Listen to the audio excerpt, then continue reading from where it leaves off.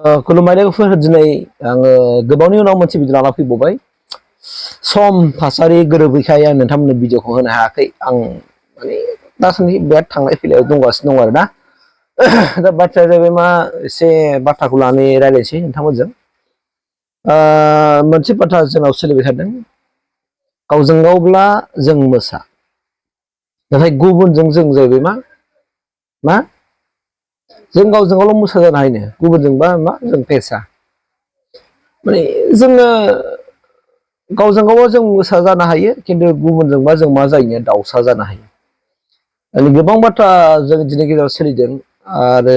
बेखौ लानानै आथिखालाव गामि सिङावबो माने गोथौ गोथौ मोनसे बिथोर गामि सिङावहाय दिनै मोनसे सरसा सोलिबाय थादों बे सरसाया जाहैबाय मा आङो बिथांमोननिफ्राय दिनै खालामनानै आं एसे मोनसे फिल खालामनो मोनदों आङो मैया फैबाय थानाय समाव चिपकाइनि काजिगाव बाजाराव आङो जेब्लानाखि आं मैगं नागिरो बेवहाय रायजो राजाफोरनि गेजेरावबो बे मोनसे डिसकासन सोलिबाय थादों ओरै फैनानै सेसाफानि जेनाखि बाजार होननाय मोनसे फिसा दं बे सेसाफानि बाजारावबो माने सानैसो मानसिफ्रा बे मोनसे जिरायसालि दंना बाव जना बिसोर माने रायलायबाय थादोंमोन आरोखि बे मैगं थाइगं फांना खाथियावहाय दा बेनिफ्राय जाय बाथ्राखौ जों ससियेल मिडियाआव नुबोगासिनो दं सिगाङावनो माने बे बाथ्राखौनो बिथांमोना डिसकासन खालामबाय थादों डिसकासना मा जे जोंनि गेजेरावहाय मोननै माखासे राजखान्थि हान्जानि गेजेराव खौसे जामारगोन ना जामारा जामारगोनबा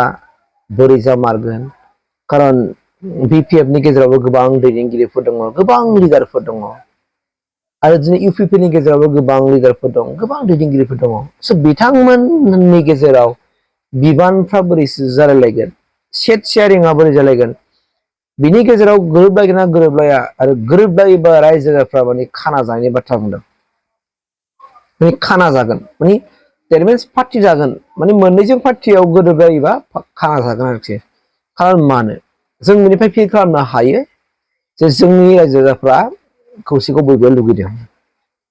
खौसेया बोरै जायो बोरै जाया बे उननि बाथ्रा खिन्थु रायजो राजाफोरना दिनैसिम आंबो गोसोआव आंनिफ्रायबोथ' नों 100% लुगैखानायखा मारै होनना बुङोबा जों जुदि जेब्ला जोङो बिपिएफ आरो इउपिपिएफ जों मोननै राजखान्थि हान्जाजों जेब्ला जों खौसे जाबाय अब्ला जाहैबाय मा जोंनि गेजेराव खुनु दाङाबाजि जाला निजोम मोनसे गोजोन मोनसे राजनितिक सोलिसिगोन बाहाय जों खुनु रावखौबो गिनांला जोङो खुनु माबा जानांला नङाबा राजखान्थि जेब्लानाखि माने इलेक्सन सम फैयो राजखान्थिनि बाथ्रा लानानै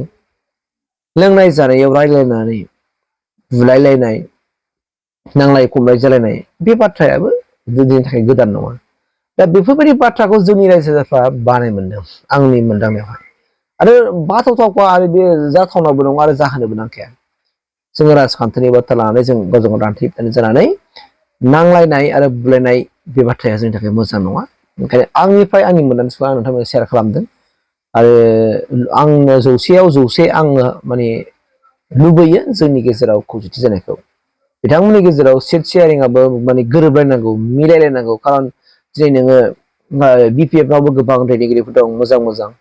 इउपिपिएलनावबो गोबां दैदेनगिरिफोर दं मोजां मोजां नाथाय जेब्लानाखि बे मोननै हान्जाया जमा जानाय लोगो लोगोनो गुबुन जाथि जनगोष्ठीफ्राबो माने अलरेडि बिथांमोनाबो थांनानै जमा जाहैनो गोनां जाखागोन स' बिनिखायनो जोंनि गेजेराव दा मस्ट माने गोनांथार आरोखि अब्लानो रायजो राजाफोरनि गेजेराव गोजोन मोनसे सान्थि फैगोन मिलायनानै खामानिखौ मावनांगौ बेनो मोनसे बाथ्रा दा जोंनि गेजेरावहाय जाहैबाय मा होनो सापस सरकाराव ज' थाब्लाबो खामानि मोननाय खामानि मोनैखौ लानानै दाङाबाजि जाखायोखा बे एसे एनै बे आलादा मेटार नाथाय जोंनाव गोजोन फैनांगौ डेभेलपमेन्ट फैनांगौ नङा होमबा स' बिनि खाथिराव जों गावजों गाव बिदा फंबाय जों अनलायनानै जों खामानि मावनो नाजानांगौ मेन उद्देश्यआ बिसोर जोंनि गेजेराव जों माब्रैबा जोंनि माखासे जेंनाफोरखौ जों सुफुंलायनो हागोन जों एना एनि थायोबा जों हानाय नङा जों खौसे जायोब्ला जोंहा बोलो खौसेयानो बोलो होनाय बाथ्राखौ जों बयबो मिथिगौ नाथाय जोंनि गेजेराव गोबां मानसिफ्रा बेखौ माने गावनि माने मा होनना बुङो अख्रा साननायजों बिसोरो नेवसियो मालायनि बुंनायखौ खोथाखौ लाया थ' बेफोरनो जोंनि गेजेराव मोनसे बिजानु आरो बेफोरबायदि बिजानु थायोब्लानो खौसे जानोबो थान जायो आरोखि आं मस्ट वेलकाम आरो रायजो राजाफोरनि लुबैनाय खौसे बेखौ अननानै सुफुंनानै होलायबा मोजां जासिगौ मोननैबो पार्टिखौ आं बुंबाय आरोखि